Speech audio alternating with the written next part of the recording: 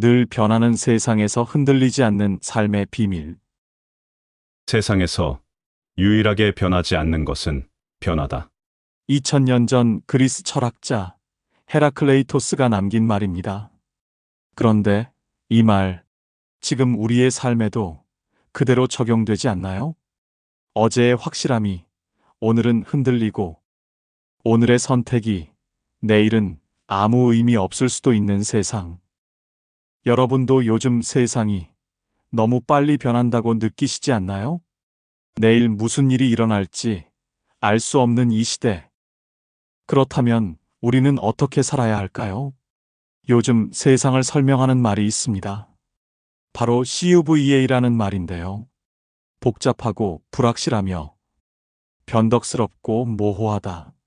한마디로 모든 것이 빠르게 변하고 예측할 수 없는 시대라는 뜻입니다. 돌이켜보면 인류는 늘 변화를 겪어왔습니다. 증기기관이 세상을 바꾼 산업혁명, 컴퓨터와 인터넷이 일상을 바꾼 정보화 사회, 그리고 지금은 AI가 세상의 속도를 더욱 가속화시키고 있죠. 하지만 문제는 이 속도의 변화가 너무 빨라졌다는 겁니다. 특히 중년과 노년 세대에게는 이 변화가 단순한 신기술이 아니라 내가 지금까지 쌓아온 것들이 무너지는 건 아닐까 하는 불안이 되기도 합니다. 직장에서 밀려날까 두려워하고, 은퇴 후에도 새로운 세상에 적응해야 하는 걱정이 따라오며, 하루아침에 바뀌는 제도와 환경 속에서 과연 나는 이 변화에 맞춰 살아갈 수 있을까? 라는 고통을 느끼게 되죠. 여러분도 느끼시죠? 내일 어떤 일이 벌어질지 알 수 없는 불안감, 그 막막함이 우리 마음을 짓누르는 순간 말입니다. 이럴 때 사람들의 마음은 보통 두 가지 반응으로 갈라집니다. 첫 번째는 변화의 속도에 휩쓸려 버리는 겁니다. 어차피 내가 뭘 해도 소용없다는 무력감 속에서 손을 놓아버리는 것이죠. 특히 중년과 노년의 세대는 오랜 세월 쌓아온 자신감이 한순간에 흔들릴 때가 많습니다. 새로운 기술 앞에서 낯설고 두렵고, 따라가야 하나, 포기해야 하나, 갈팡질팡하는 순간이 찾아오지 않나요?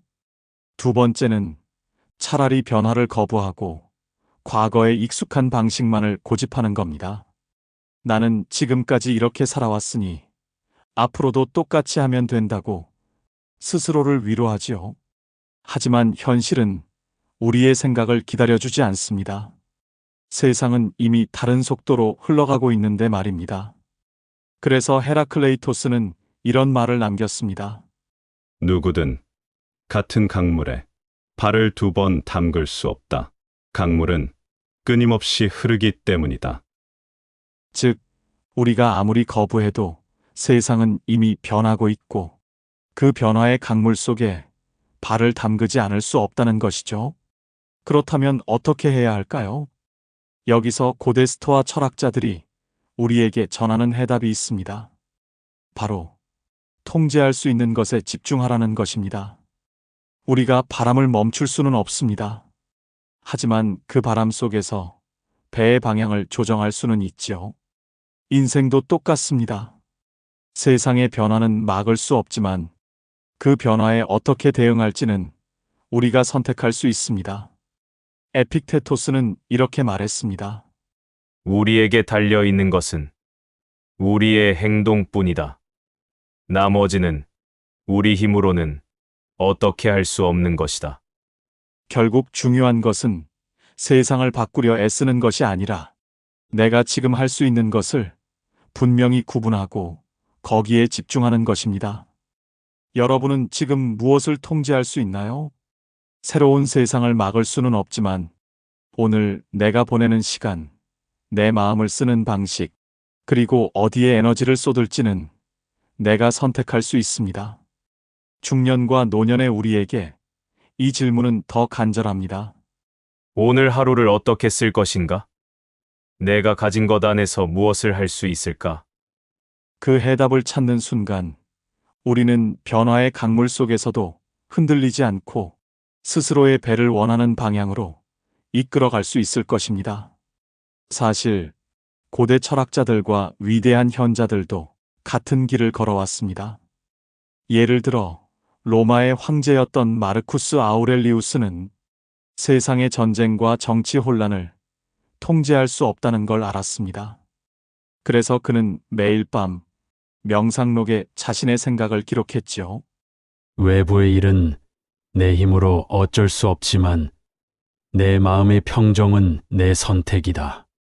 그 기록 덕분에 그는 황제이기 전에 한 인간으로서 자신을 지켜낼 수 있었습니다.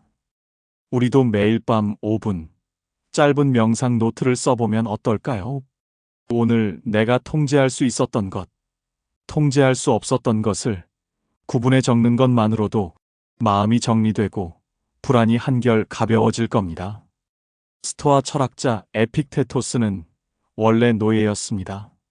주인의 명령과 세상 상황은 바꿀 수 없었지만 내가 어떻게 반응할지는 내 자유다.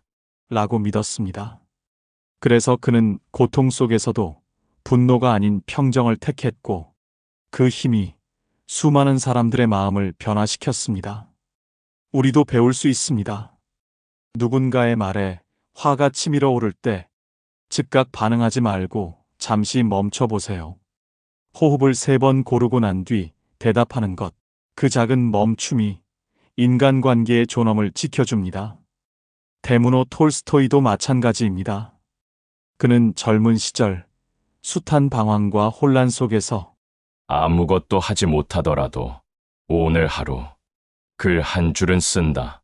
는 자기 통제의 습관을 만들었습니다.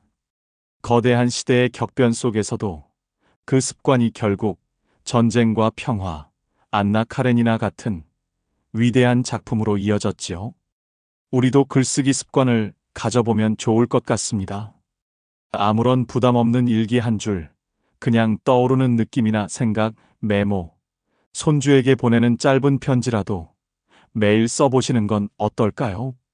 그 작은 글 한 줄이 세상의 소란 속에서 나 자신을 지켜주는 안전망이 됩니다. 또한 쇼펜하우어는 인생의 고통을 막을 수는 없다는 사실을 받아들였습니다. 그는 이렇게 말했습니다. 고통은 피할 수 없지만 그 고통을 어떻게 바라볼지는 나의 자유다. 그래서 그는 세상에 대한 원망보다 철저히 사유와 글쓰기에 집중했지요. 그의 생각을 우리에게도 적용할 수 있습니다. 몸의 병이나 관계의 상처를 단순한 불행으로 여기지 말고 내가 더 잘 돌봐야 한다는 신호로 받아들이는 겁니다.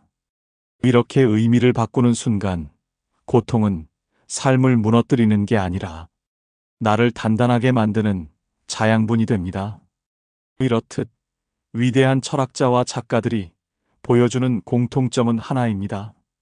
세상은 통제할 수 없지만 나 자신만큼은 통제하려는 꾸준한 태도, 그 작은 선택들이 결국 그들의 삶을 위대하게 만든 것입니다. 작게라도 기록하고 반응을 조율하고 글로 남기고 고통을 새롭게 해석하는 것. 이 4가지는 오늘을 살아가는 중년과 노년의 우리 삶을 지켜주는 가장 현실적이고 효과적인 자기 통제의 방법이 될 것입니다. 세상의 바람은 멈추지 않습니다. 그것을 억지로 막으려다 보면 결국 좌절할 수밖에 없습니다. 그러나 그 바람을 돛으로 삼아 나아가는 분은 고통 속에서도 길을 찾아낼 수 있습니다. 삶은 끊임없는 결핍과 시련의 연속이지만 그 안에서 자신을 다스리는 사람만이 평정을 얻을 수 있습니다.